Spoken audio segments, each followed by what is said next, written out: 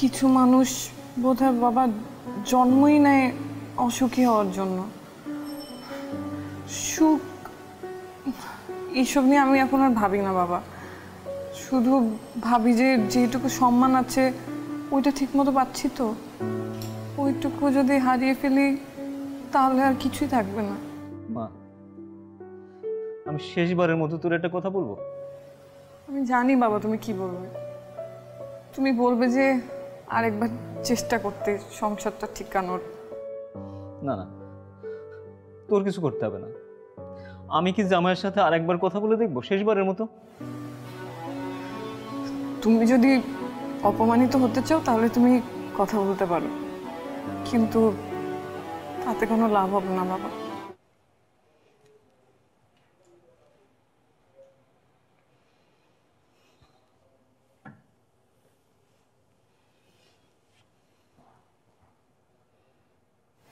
বাবা অনেক তো চেষ্টা করলাম, আমি আর পারছি না বাবা।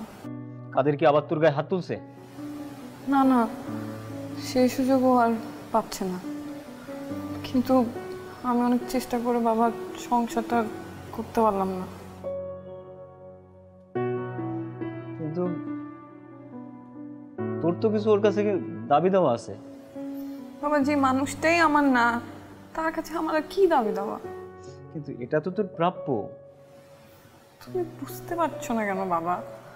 ও আমাকে কিছুই দিবে না, আর এই জন্যই ও আমাকে ছেড়ে দিচ্ছে, আমাকে বাধ্য করেছে ওই বাসা থেকে চলে আসতে। আমি আর এই ব্যাপার নিয়ে কোনো কথা বলতে চাই না বাবা। ঠিক আছে, তুই যদি ছেড়ে দিস তাহলে আমার কি করার থাকবে?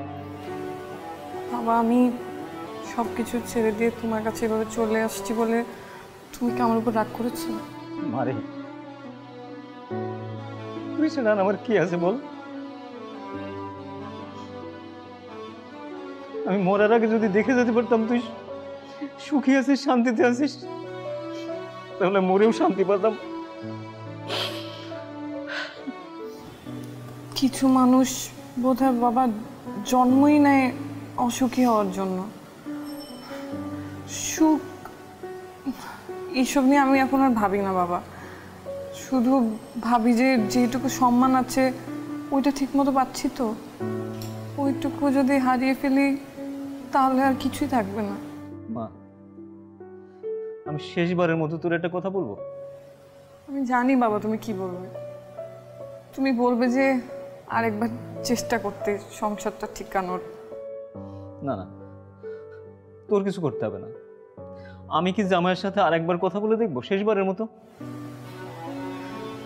তুমি যদি অপমানিত হতে চাও তাহলে তুমি কথা বলতে পারো, কিন্তু তাতে কোনো লাভ হবে না বাবা।